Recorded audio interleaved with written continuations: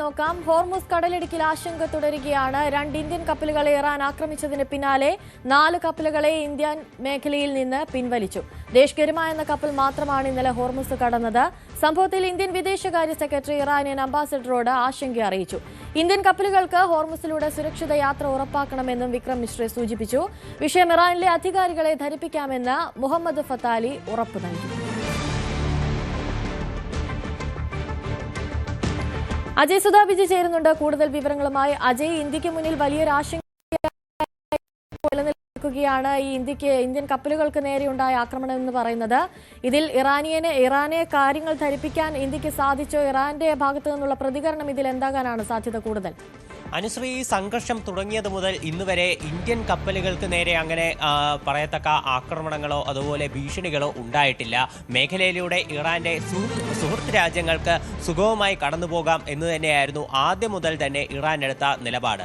ഇതനുസരിച്ച് ഇന്ത്യൻ കപ്പലുകളെ സംഘർഷം ആരംഭിച്ച ഫെബ്രുവരി 28-ന് ശേഷവും ഹോർമുസ് കടലിടുക്ക് വഴി യാത്ര ചെയ്യാൻ ഇറാൻ അനുവദിച്ചിരുന്നു. അതുപോലെ ഇന്ത്യൻ കപ്പലുകളിൽ നിന്ന് ടോൾ പിരിക്കില്ല എന്നും ഇറാൻ ഇടയ്ക്ക് അറിയിച്ചിരുന്നു. എന്നാൽ ഇപ്പോൾ ഈ ഹോർമുസ് വീണ്ടും ഇറാൻ അടയ്ക്കുന്ന ഒരു സ്ഥിതിയാണ് ഉണ്ടായിരുന്നത്. ഇടയ്ക്ക് ഇപ്പോൾ യു എസുമായി ഉണ്ടായ ധാരണ പ്രകാരം ഈ വെടിനിർത്തൽ കാലയളവ് മുഴുവൻ ഹോർമുസ് കടലിടുക്ക് തുറന്നിടുമെന്ന് ഇറാൻ അറിയിച്ചിരുന്നു. ഇതനുസരിച്ചുകൊണ്ട് ഇറാൻ പൂർണ്ണമായി ഹോർമുസ് കടലിടുക്ക് തുറന്നതാണ്. ടോൾ പിരിവും ഉൾപ്പെടെ എടുത്തു കളഞ്ഞിരുന്നു. പക്ഷേ അമേരിക്ക ഇറാൻ കപ്പലുകൾക്ക് മേലുള്ള ഉപരോധം തുടരുന്ന പശ്ചാത്തലത്തിൽ ഇറാൻ ഹോർമുസ് കടലിടുക്കിൽ ആ ഉപരോധം തിരിച്ചു കൊണ്ടുവരികയായിരുന്നു. അങ്ങനെ തിരിച്ചു കൊണ്ടുവന്ന പശ്ചാത്തലത്തിലാണ് നിലവിൽ 2 ഇന്ത്യൻ കപ്പലുകൾക്ക് നേരെ ആക്രമണം ഉണ്ടായിരിക്കുന്നത്. മറ്റ് ഇന്ത്യൻ കപ്പലുകളോട് തിരിച്ചു പോകാനും ഇറാൻ ആവശ്യപ്പെട്ടിട്ടുണ്ട്. മേഖലയിലൂടെ മറ്റൊരു രാജ്യത്തിന്റെ കപ്പലുകളെ ഇതുവരെ ഇറാൻ കടത്തിവിട്ടിട്ടില്ല എന്നാണ് അറിയാൻ സാധിക്കുന്നത്. ഇന്നലെ 2 ഇന്ത്യൻ കപ്പലുകൾക്ക് നേരെയാണ് വെടിവയ്പ് ഉണ്ടായത്. ഈ വെടിവയ്പിൽ ചില കണ്ടെയ്നറുകൾക്കുൾപ്പെടെ കേടുപാടുകൾ സംഭവിച്ചതായിട്ടാണ് വിവരമുള്ളത്. ഒമാൻ തീരത്ത് നിന്ന് 20 നോട്ടിക്കൽ മൈൽ അകലെയും 25 നോട്ടിക്കൽ മൈൽ അകലെയുമാണ് ഈ കപ്പലുകൾ ആക്രമിക്കപ്പെട്ടതെന്നാണ് വിവരം. ഈ 2 കപ്പലുകൾ ആക്രമണ വിധേയമായതിന് പിന്നാലെ മറ്റ് 4 കപ്പലുകളെ കൂടി ഇന്ത്യ മേഖലയിൽ നിന്ന് പിൻവലിച്ചിട്ടുണ്ട്. എന്നാൽ ഒരു കപ്പൽ ദേശ് വൈഭവ് ഈ ദേശ് ഗരീമ എന്ന് പറയുന്ന ഒരു കപ്പൽ മേഖലയിലൂടെ കടന്ന് ഇന്ത്യയിലേക്ക് വന്നതായിട്ടാണ് റിപ്പോർട്ട്. ഈ ദേശ് ഗരീമ എന്ന കപ്പൽ മാത്രമാണ് നിലവിൽ ഹോർമുസ് കടലിടുക്ക് ക്രോസ് ചെയ്തത്. മറ്റെല്ലാ ഇന്ത്യൻ കപ്പലുകളെയും ഹോർമുസിൽ നിന്ന് നിലവിൽ ഇറാൻ തിരിച്ചു വിട്ടുകൊണ്ടിരിക്കുകയാണ്. ഇത് തീർച്ചയായിട്ടും ഇന്ത്യക്ക് വലിയ തോതിലുള്ള ഒരു പ്രതിസന്ധിയാണ്. ഇന്ത്യയിൽ വലിയ തോതിലുള്ള ഒരു ഇന്ധന പ്രതിസന്ധി ഉണ്ടായിരുന്നു. ഈ ഘട്ടത്തിൽ ഇറാൻ ഹോർമുസ് കടലിടുക്ക് തുറന്ന് ഇന്ത്യയിലേക്ക് ഗതാഗതം അനുവദിച്ച പശ്ചാത്തലത്തിൽ അത് വലിയ ആശ്വാസമായിരുന്നു. ഇറാനിൽ നിന്നുൾപ്പെടെ ഈ ക്രൂഡ് ഓയിലും അതുപോലെ തന്നെ LPG ഗ്യാസ് ഉൾപ്പെടെ ഇന്ത്യയിലേക്ക് വരുന്ന സ്ഥിതിയുണ്ടായിരുന്നു.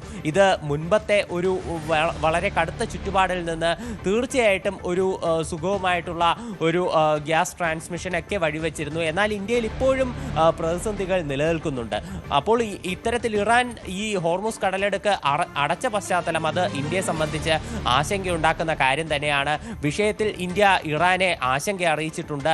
ഇന്നലെ ഇന്ത്യയുടെ വിദേശകാര്യ സെക്രട്ടറി ആയിട്ടുള്ള വിക്രം മിശ്രി ഇറാന്റെ അംബാസഡറായിട്ടുള്ള മുഹമ്മദ് ഫത്താലിയെ ഡൽഹിയിലെ ഓഫീസിൽ വിളിച്ചു വരുത്തിയാണ് ഇന്ത്യക്കുള്ള ആശങ്ക അറിയിച്ചത്. ഇന്ത്യ ഇറാനോട് പങ്കുവച്ച ഒരു കാര്യമെന്ന് പറയുന്നത് ആദ്യഘട്ടത്തിൽ ഇറാൻ ഇന്ത്യൻ കപ്പലുകളെ മേഖലയിലൂടെ യാത്ര ചെയ്യാൻ അനുവദിച്ചിരുന്നു. ഇന്ത്യയുടെ വ്യാപാര കപ്പലുകൾക്കാണെങ്കിലും ഇന്ത്യയുടെ നേവൽ ഉദ്യോഗസ്ഥർക്കാണെങ്കിലും അവരുടെ സുരക്ഷയിൽ വലിയ ഒരു പ്രാധാന്യമാണ് കൽപ്പിക്കുന്നത്.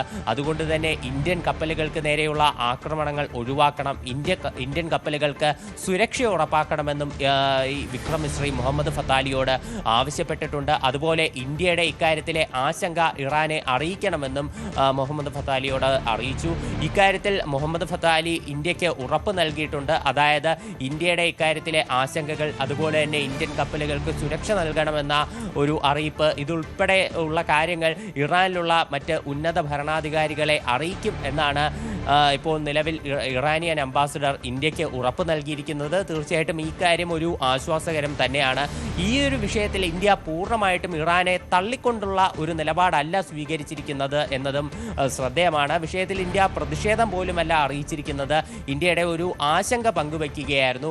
അപ്പോൾ ഈയൊരു നിലപാടിൽ ഇപ്പോൾ ഇറാനെ പിണക്കിക്കൊണ്ടുള്ള ഒരു നിലപാടെടുത്താൽ അത് ഇന്ത്യക്ക് തന്നെ തിരിച്ചടിയാകും. കാരണം മേഖലയിലൂടെ ഇനിയും നിരവധി ഇന്ത്യൻ കപ്പലുകൾ തീരത്തേക്ക് എത്തേണ്ടതുണ്ട്. ഒരുപാട് ഇപ്പോൾ ഭാഗ്യലക്ഷ്മി എന്നുൾപ്പെടെയുള്ള കപ്പലുകളെ മേഖലയിൽ നിന്ന് ഇറാൻ തിരിച്ചുവിട്ടിരുന്നു. അപ്പോൾ നിരവധി കപ്പലുകൾ അവിടെ കുടുങ്ങിക്കിടക്കുന്ന ഒരു സ്ഥിതിയുണ്ട്.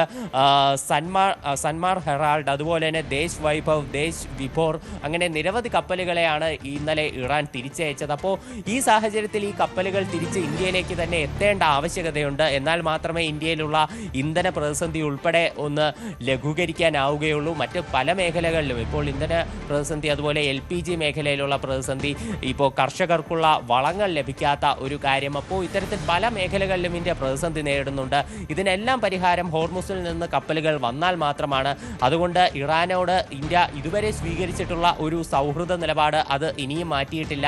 ആ ഒരു സൗഹൃദ നിലപാട് തന്നെ തുടർന്നുകൊണ്ട് ഇന്ത്യയുടെ ആശങ്കകൾ അത് ഇറാനെ അറിയിക്കുകയായിരുന്നു. തീർച്ചയായിട്ടും ഇനി തുടർന്നുള്ള ദിവസങ്ങളിൽ ഒരു പോസിറ്റീവായിട്ടുള്ള സമീപനം ഇറാനിൽ നിന്ന് ഉണ്ടാകുമെന്ന് തന്നെയാണ് പ്രതീക്ഷിക്കുന്നത്.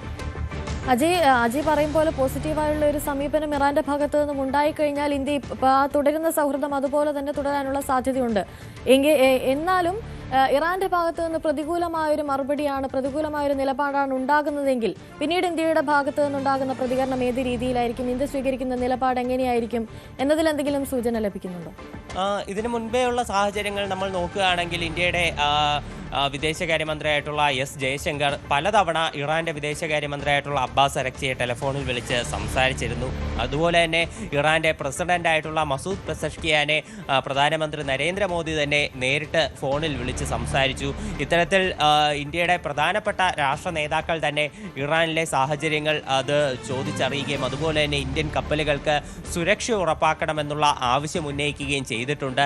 ഇപ്പോൾ നിലവിൽ ഇന്ത്യയുടെ വിദേശകാര്യ സെക്രട്ടറി ആയിട്ടുള്ള വിക്രം മിശ്രയാണ് ഇറാനിലെ അംബാസഡറിനോട് സംസാരിച്ചത്. ഇപ്പോൾ ഇതിൽ പരിഹാരമൊന്നും ഉണ്ടായില്ലെങ്കിൽ തീർച്ചയായിട്ടും ഈ വിഷയം മറ്റ് ഉന്നത തലങ്ങളിലേക്ക് കൊണ്ടുപോകും. ഇന്ത്യയുടെ വിദേശകാര്യമന്ത്രിയാണെങ്കിലും പ്രധാനമന്ത്രിയാണെങ്കിലും ഇറാനുമേൽ സമ്മർദ്ദം ചെലുത്താനുള്ള സാധ്യതകളുണ്ട്. ഇത്തരത്തിൽ മുൻപ് നമ്മൾ നോക്കുകയാണെങ്കിൽ ഇറാൻ ഇപ്പോൾ ഇന്ത്യൻ കപ്പലുകൾക്ക് ഇപ്പോൾ ഇന്ത്യൻ നാവികസേന തന്നെ ഒരു സുരക്ഷ ഒരുക്കിക്കൊണ്ട് ഒരു സുരക്ഷിതമായി ഹോർമുസ് കടക്കുന്ന പശ്ചാത്തലമുണ്ടായിരുന്നു.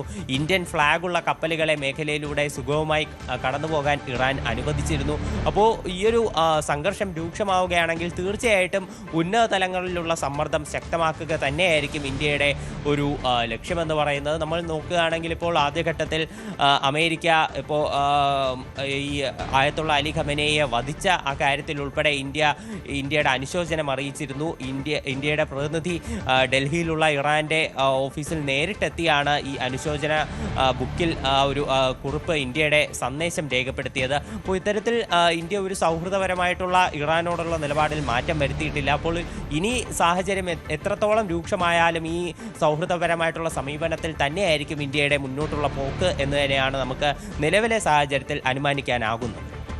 അതേസമയം തന്നെ US ഇറാൻ സമാധാന ചർച്ചയിൽ പ്രതിസന്ധി തുടരുകയാണ്. അമേരിക്കയുമായി ഒരു കരാർ ഉണ്ടാക്കാനുള്ള സാധ്യത വിദൂരമെന്നാണ് Iran parliament speaker Mohammad Bagher അലി ബാഫിന്റെ നിലപാട്. അടുത്ത ചർച്ചയുടെ തീയതി നിശ്ചയിച്ചിട്ടില്ലെന്ന് ഇറാൻ വിദേശകാര്യ മന്ത്രാലയം വ്യക്തമാക്കുന്നുണ്ട്. അതേസമയം ഹോർമുസ് അടച്ചതുകൊണ്ട് US-നെ ഭീഷണിപ്പെടുത്താനാകില്ലെന്ന് ട്രംപ് മുന്നറിയിപ്പ് നൽകി. We'll be talking about Iran later. We have very good conversations going on. It's working out very well. They got a little cute as they have been doing for 47 years. Nobody ever took them on. We took them on. They have no Navy. They have no Air Force. They have no leaders. They have no nothing. Actually, their leaders it is regime change. You call that enforced regime change. But we're talking to them. They wanted to close up the strait again, as they've been doing for years. And they can't blackmail us. In fact, a lot of the ships are coming up to Texas. I don't know if you know, in Louisiana, the ships are coming up. They got used to it. Maybe they'll keep doing it. It's worked out pretty good. But it's going actually along very well. And we'll see. But we'll have some information by the end of the day. We're talking to them. And, we're taking a tough stand. They've killed a lot of people. A lot of our people have been killed. A lot of your fellow soldiers have been killed over the years by Iran. The roadside bomb Soleimani, I killed Soleimani. He was making the explosive form penetrators. They're making them in Iran, bringing them to Iraq, and blasting through the vehicles. Well, he was the father of the roadside bomb, essentially, and he killed a lot of people. And when you see soldiers or others, but soldiers generally walking around with no legs, with no arms, a face that's been smashed, that was Soleimani. That was Iran that did that. So we have a much different view on it than other presidents have. ഇതിനിടെ ട്രംപിനെ രൂക്ഷമായി വിമർശിച്ച് US മുൻ vice president Kamala Haris രംഗത്തെത്തി. ട്രംപിനെ നെതന്യാഹുവാണ് യുദ്ധത്തിലേക്ക് വലിച്ചിട്ടതെന്നാണ് കുറ്റപ്പെടുത്തൽ. അജയ് സുധ ബിജോയ് ചേരുന്നുണ്ട് കൂടുതൽ വിവരങ്ങളുമായി. അജയ്, ഇപ്പോൾ ട്രംപിനെതിരെ US നിന്ന് തന്നെ കൂടുതൽ വിമർശനങ്ങൾ ഉയരുന്നു. ഈ യുദ്ധത്തിൽ ഒരു ഒത്തുതീർപ്പ് അതിന് ഇരു രാജ്യങ്ങളും മുന്നിലേക്ക് വരുന്നില്ല എന്നുള്ളതാണ് നമുക്കിപ്പോൾ മനസ്സിലാക്കാൻ സാധിക്കുന്നത്. അജയിലേക്ക് തിരിച്ചു വരാം. കമലാ ഹാരിസിന്റെ വാക്കുകളിലേക്ക് കൂടി നമുക്കൊന്ന് പോകാം. Entered a war, got pulled into it by Bibi Netanyahu. Let's be clear about that. Entered a war that the American people do not want, putting at risk American service members. And among the many consequences of it, it includes jacking up the cost of gas so that on average Americans are paying at least $15 more to fill up their tank. Diesel costs 50% more.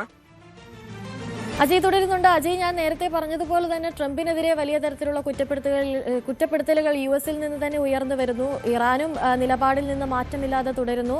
ഇതിലൊരു സമാധാന ചർച്ച അല്ലെങ്കിൽ ഒരു ഒത്തുതീർപ്പ് എപ്പോൾ ഉണ്ടാകുമെന്ന് നമ്മൾ പ്രതീക്ഷിക്കണം. അനുശ്രീ, ഇറാനുമായിട്ടുള്ള ചർച്ച US-ന്റെ രണ്ടാം ഘട്ട ചർച്ച അതിന്റെ തീയതി ഇതുവരെ നിശ്ചയിച്ചിട്ടില്ല. നാളെ ഇത്തരത്തിൽ ചർച്ചകൾ ഉണ്ടാകും എന്നുള്ള തരത്തിലെ അഭ്യൂഹങ്ങൾ ഉണ്ടായിരുന്നു. എന്നാൽ ഇപ്പോൾ അത്തരം സാധ്യതകളെല്ലാം വിദൂരമാണ് എന്നാണ് നമുക്ക് മനസ്സിലാക്കാൻ സാധിക്കുന്നത്. ഇതുവരെ US-ഓ ഇറാനോ പുതിയ ചർച്ചകളുടെ തീയതിയെ സംബന്ധിച്ചുള്ള വിശദാംശങ്ങളൊന്നും നൽകുന്നില്ല. ട്രംപ് തന്റെ പ്രസ്താവനയിൽ പറയുന്നത് ഈ ചർച്ചകൾ വളരെ ഭംഗിയായിട്ട് നടക്കുന്നു, ഇറാനുമായിട്ട് നല്ല രീതിയിലുള്ള കാര്യങ്ങളാണ് നടക്കുന്നത്, ഇറാൻ പൂർണ്ണമായി സഹകരിക്കുന്നു എന്നെല്ലാം ട്രംപ് തന്റെ പ്രസ്താവനയിൽ പറയുന്നത്. ഇത് ഇറാൻ മറ്റ് നിവൃത്തി ഒന്നുമില്ലാതെയാണ് ഇത്തരമൊരു ചർച്ചകൾക്ക് തയ്യാറായി വന്നിരിക്കുന്നത്. അവരുടെ നേവിയും എയർഫോഴ്സും എല്ലാം US പൂർണ്ണമായി നശിപ്പിച്ചു എന്നും ട്രംപ് അവകാശവാദം ഉന്നയിക്കുന്നുണ്ട്. എന്തായാലും ഇപ്പോൾ ഒരു പുതിയ തീയതിയെ സംബന്ധിച്ച് ഇറാൻ ഒരു വ്യക്തതയൊന്നും നൽകുന്നില്ല. പുതിയ തീയതി നിശ്ചയിച്ചിട്ടില്ല എന്നാണ് ഇറാന്റെ വിദേശകാര്യ മന്ത്രാലയം നിലവിൽ വ്യക്തമാക്കുന്ന ഒരു കാര്യമെന്ന് പറയുന്നത്. മാത്രമല്ല, ഇറാന്റെ പാർലമെന്റ് സ്പീക്കറായിട്ടുള്ള മുഹമ്മദ് ബാക്കർ ഖാലിബാഫ് വ്യക്തമാക്കുന്നത് US-മായി ഒരു സമാധാന കരാർ ഉണ്ടാക്കാനുള്ള സാധ്യത അത് വളരെയധികം വിദൂരമെന്ന് തന്നെയാണ്. തീർച്ചയായിട്ടും ഇപ്പോൾ നിലവിലെ പശ്ചാത്തലത്തിൽ അത്തരത്തിലാണ് കാര്യങ്ങൾ മുന്നോട്ട് പോകുന്നത്.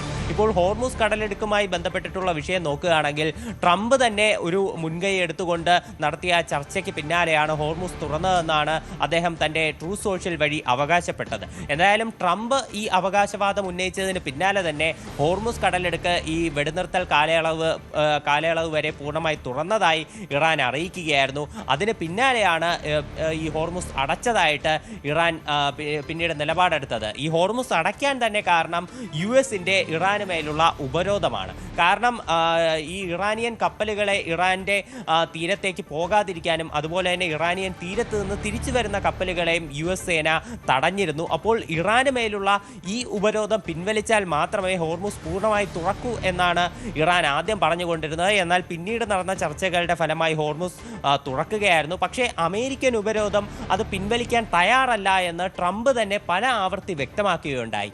US സെൻട്രൽ കമാൻഡിന്റെ ഭാഗത്ത് നിന്ന് 21 കപ്പലുകളെ തടഞ്ഞു എന്ന് പറഞ്ഞുകൊണ്ട് അവർ പ്രസ്താവന ഇറക്കുന്ന സാഹചര്യം ഉണ്ടായിരുന്നു. അങ്ങനെ വീണ്ടും ട്രംപ് ഈ ഹോർമുസിലുള്ള ഇറാനിയൻ ഉപരോധം അവസാനിപ്പിക്കില്ല, ഒരു സമാധാന കരാർ ഉണ്ടാക്കിയാൽ മാത്രമേ ഈ US ഈ ഉപരോധത്തിൽ നിന്ന് പിന്മാറൂ എന്നുള്ള പ്രസ്താവന ട്രംപ് പിന്നീട് ഇറക്കുകയുണ്ടായി. അപ്പോൾ ട്രംപിന്റെ ഈ പ്രകോപനപരമായിട്ടുള്ള വാക്കുകൾക്ക് പിന്നാലെയാണ് IRGC ഹോർമുസ് കടലിടുക്ക് പൂർണ്ണമായി അടച്ചതായിട്ട് നിലപാട് വ്യക്തമാക്കിയത്. അപ്പോൾ ഇത്തരത്തിൽ ട്രംപിന്റെ പ്രകോപനമാദ്യമുണ്ടായി.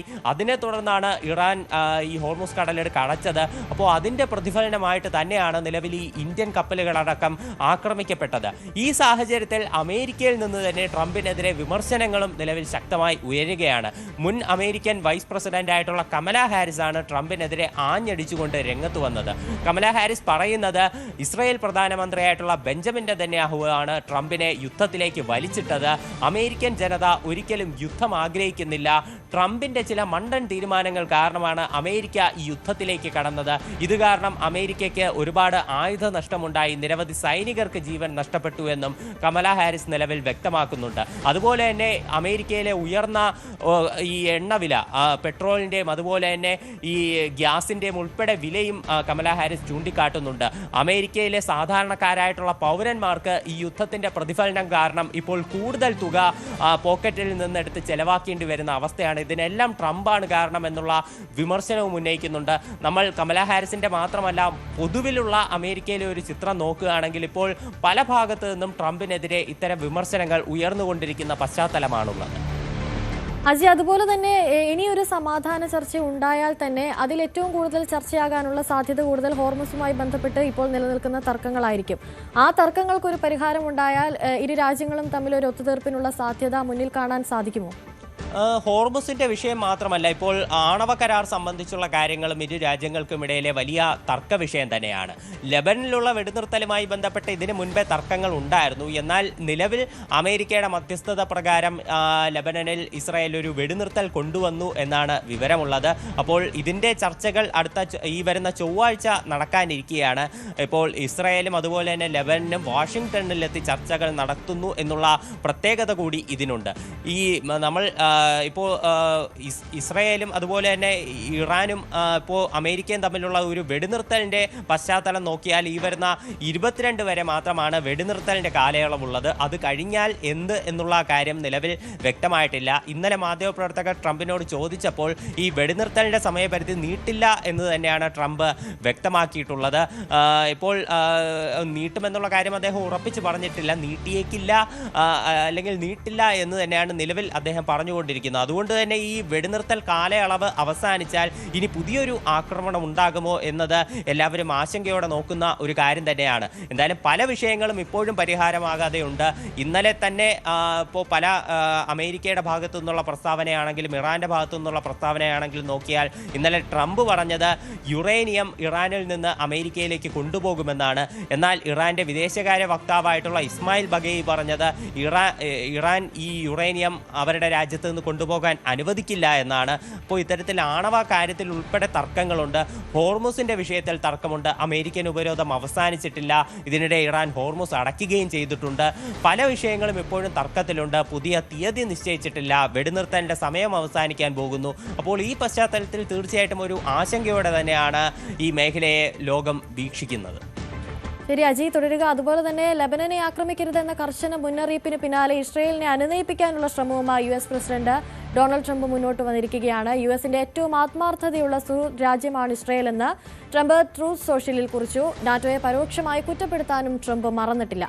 ചിലർ ഒരു അപകടം വന്നപ്പോൾ തനി നിറം കാണിച്ചെന്നും എന്നാൽ ഇസ്രായേൽ ശക്തമായി തങ്ങൾക്കൊപ്പം നിന്ന് പോരാടിയെന്നും അദ്ദേഹം വ്യക്തമാക്കിയിരിക്കുകയാണ്. അജയ് തുടരുന്നുണ്ട് കൂടുതൽ വിവരങ്ങളുമായി. അജയ്, നാറ്റോയ്ക്കെതിരെ രൂക്ഷമായ പരാമർശമാണ് ട്രംപിന്റെ ഭാഗത്തു നിന്നും ഉണ്ടായിരിക്കുന്നത്. അതുപോലെ തന്നെ ഇസ്രായേലിനെ അനുനയിപ്പിക്കാൻ അല്ലെങ്കിൽ ഇസ്രായേലിനെ കുറച്ചുകൂടി ഒപ്പം നിർത്താൻ ട്രംപ് ശ്രമിക്കുന്നു എന്ന് തന്നെ വേണ്ടേ ഈ പോസ്റ്റിൽ നിന്ന് വ്യക്തമാകാൻ?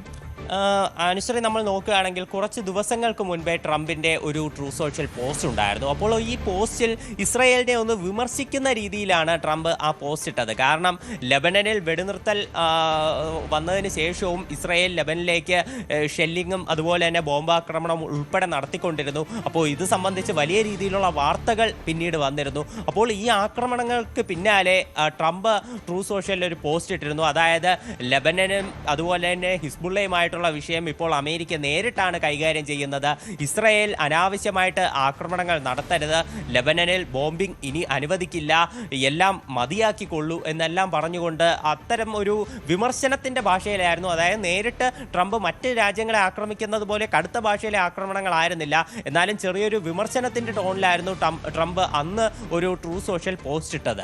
ഇപ്പോൾ അതിന് പിന്നാലെയാണ് ഇപ്പോൾ നിലവിൽ ഇസ്രായേലിനെ കൂടുതൽ ചേർത്ത് നിർത്തുന്ന തരത്തിൽ ട്രംപ് മറ്റൊരു പോസ്റ്റ് ഇട്ടത്. ഈ പോസ്റ്റിൽ ആദ്യത്തെ പോസ്റ്റിൽ വിമർശനമായിരുന്നുവെങ്കിൽ ഇപ്പോൾ അദ്ദേഹം പറയുന്നത് ഇസ്രായേൽ അമേരിക്കയുടെ ഏറ്റവും വലിയ സുഹൃത്ത് രാജ്യമാണ്, അതുപോലെ തന്നെ അമേരിക്കയുടെ ഏറ്റവും അടുത്ത സഖ്യകക്ഷിയാണെന്നും ട്രംപ് ഈ പോസ്റ്റിൽ പറയുന്നുണ്ട്.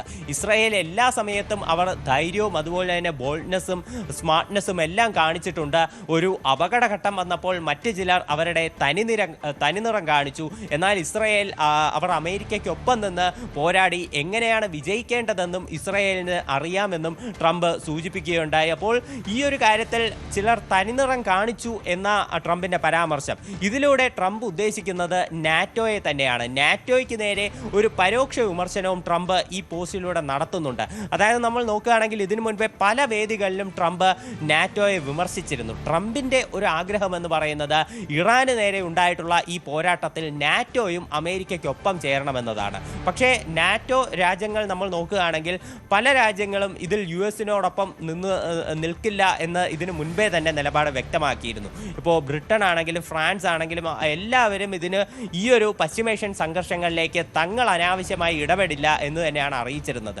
ഈ ഹോർമുസിന്റെ വിഷയത്തിൽ മാത്രമാണ് യൂറോപ്യൻ രാജ്യങ്ങൾ അവരുടെ നിലപാട് കർക്കശമായി വ്യക്തമാക്കിയത്. അതായത് ഹോർമുസ് കടലെടുക്ക് തുറന്നിടണം എന്ന് തന്നെ അവർ ആവശ്യപ്പെട്ടു. പക്ഷേ ഈ സംഘർഷങ്ങളിൽ ഭാഗമാകില്ല, അമേരിക്കയ്ക്കൊപ്പം നിൽക്കില്ല എന്ന് തന്നെ അവർ അറിയിക്കുകയായിരുന്നു. അതിന് പകരമായിട്ട് ട്രംപ് പല ആവർത്തി അവരെ കുറ്റപ്പെടുത്തി. ട്രംപ് പറഞ്ഞത് ഈ നാറ്റോ ധൈര്യമില്ലാത്തവരാണ്, നാറ്റോ എന്ന് പറയുന്ന ഒരു സംഘടനയുടെ നിലനിൽപ്പിന് തന്നെ ഏറ്റവും കൂടുതൽ ഫണ്ട് വഹിക്കുന്നത് അമേരിക്കയാണ്, അമേരിക്ക ഇല്ലെങ്കിൽ നാറ്റോ ഒന്നുമില്ലാതാകും, നാറ്റോയിൽ നിന്ന് പിന്മാറുന്ന കാര്യവും തങ്ങൾ ആലോചിക്കുന്നുണ്ട്, ഇതിന് US കോൺഗ്രസിന്റെ പിന്തുണ പോലും തനിക്ക് ആവശ്യമില്ല, ഈ യുദ്ധത്തിലേക്ക് നേരിട്ട് ഇറങ്ങിച്ചെന്നതും തൻ്റെ തീരുമാനമായിരുന്നു, വേണമെങ്കിൽ നാറ്റോയിൽ നിന്ന് തിരിച്ചിറങ്ങി വരാനും തൻ്റെ തീരുമാനം മാത്രം മതിയാകും എന്നെല്ലാം ട്രംപ് പല ആവർത്തി പറഞ്ഞിട്ടുണ്ട്.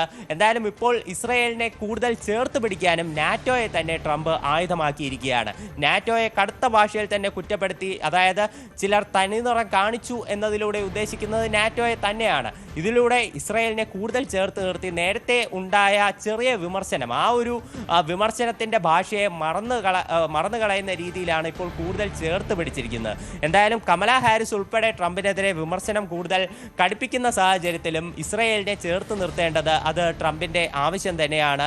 ഇസ്രായേലിന്റെ ഒരു പിന്തുണ ഇറാൻ വിഷയം ഉൾപ്പെടെ പരിഹരിക്കുന്നതിൽ ട്രംപിന് ഗുണകരമാകും. അപ്പോൾ ഈ ഒരു സാഹചര്യത്തിൽ നിന്ന് എത്രയും വേഗം നല്ല രീതിയിൽ പുറത്തു കടക്കാൻ തന്നെയാണ് അമേരിക്ക ആഗ്രഹിക്കുന്നത്. അതുകൊണ്ട് തന്നെയാണ് നിലവിൽ ഇസ്രായേലിനെ കൂടുതൽ ചേർത്ത് നിർത്തുന്നത്. ശരി, അജയ് സുധാ ബിജുവാണ് കൂടുതൽ വിവരങ്ങൾ നൽകിയത്.